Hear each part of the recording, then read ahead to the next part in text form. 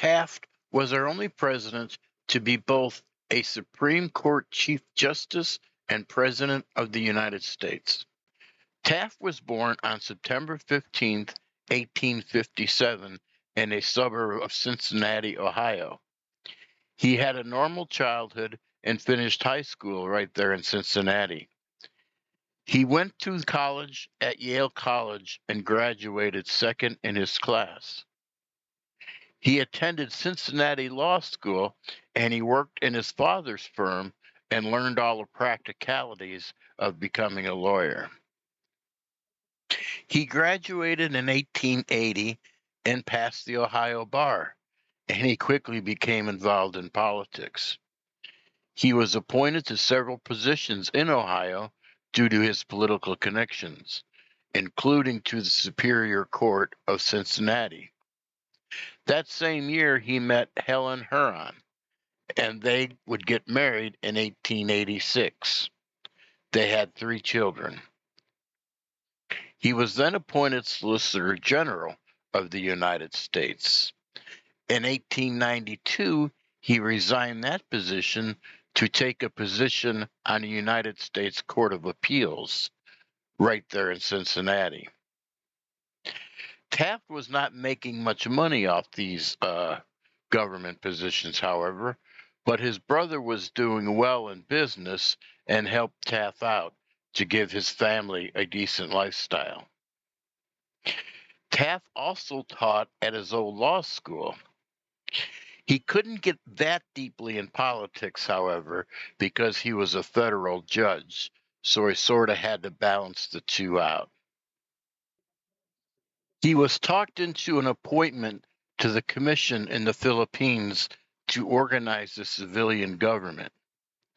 He was quickly appointed as a governor of the Philippines because he needed more power to deal with the military generals.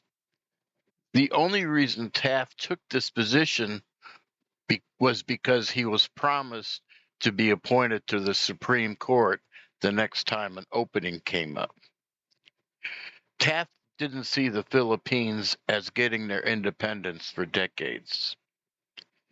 His dream job would come up, however, and Roosevelt had asked him if he wanted to be appointed to the Supreme Court. Roosevelt was now the president due to McKinley's assassination. But Taft didn't feel like his work there was done. So Roosevelt appointed him as a Secretary of War. The Secretary of War oversaw the Philippines, and it allowed Taft to do it from here in the United States. The Department of War was also assigned to oversee the canal in Panama. Taft was a rising star, and he was easily nominated for the Republican presidential nomination in 1908. They picked James S. Sherman, a congressman from New York, to be the vice president. It was sort of a fast rise to power, considering he only was elected a couple of times to any other position. He rose through influence of the party rather than being elected to numerous positions. Taft resigned from being the Secretary of War so he could campaign. The Democrats picked William Jennings Bryan for the 3rd time. Taft took August off from campaigning, which irritated the heck out of his advisors, since pretty much all he did in August was play golf. Taft easily won the election, however. In the end, Taft received 321 electoral votes, won 29 states, and got 51.6% of the popular vote. Bryan won 162 electoral votes, won 17 states, and 43.1% of the popular vote. There were some third-party candidates, such as the Socialist Party and the Prohibition Party, that only got a few percentage. Like him or not, personality-wise, Roosevelt was a tough act to follow. It's hard to follow a fireball. Taft's wife would have a stroke and paralyze her in one arm and one leg, and left her almost speechless for about a year. Taft wanted what was called dollar diplomacy, less use of force and more influence of economics. But he would end up sending troops down to Nicaragua to end the rebellion and to ensure there would be no alternative route to the Panama Canal. Taft stayed particularly interested in East Asia due to his time in the Philippines. Taft was particularly interested in East Asia due to his time in the Philippines. He even reorganized the State Department to start paying more attention to areas outside of Europe.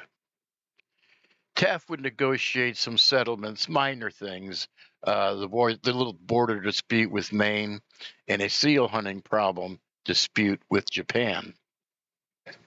Trust busting and tariffs dominated the domestic scene.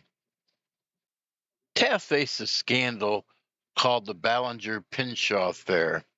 It was about a former government official advocating for policies after he'd already left, and whether he was allowed to do that or not. It was all about the forestry, land, and water. It was about too much business interference in the decisions of the forestry department. Congress would investigate this, but nothing was found that was inappropriate. In 1912, the Republican Party nomination for president would be between Taft and former President Roosevelt.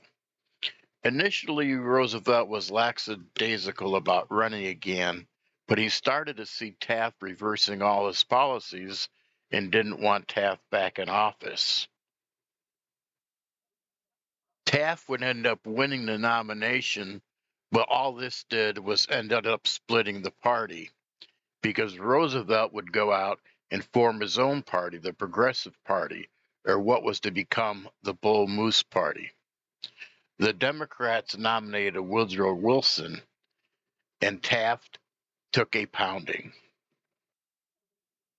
Wilson won 435 electoral votes, won 40 states, and 41.8% of the popular vote. Roosevelt received 88 electoral votes, won 6 states, and 27.4% of the popular vote. Taft only got 8 electoral votes, winning 2 states and receiving 23.2% of the popular vote. There was also a socialist running, Eugene Debs. He received 6% of the popular vote. After the presidency, and since there were still no presidential pensions, he thought about going back into law. However, he had appointed many of the judges, and he felt that would be a conflict of interest. So he taught law at Yale Law School. He also gave speeches, wrote articles, and for a year he was the president of the Bar Association. When war in Europe broke out, Taft supported it, even though he didn't like Wilson. He even joined the Connecticut State Guard and was chairman of the American Red Cross. When a Republican won the White House in 1920, Harding appointed Taft as a Supreme Court justice after the death of the sitting Supreme Court justice on May 19, 1921. Taft won Senate confirmation 61-4. Taft's health started to decline. He started walking and went on a weight loss program. He was 5 foot 11 inches and weighed 340 pounds. Taft wanted to resign, but he was afraid who would be appointed. He finally resigned on February 3rd, 1930, after he got assurances who would be appointed.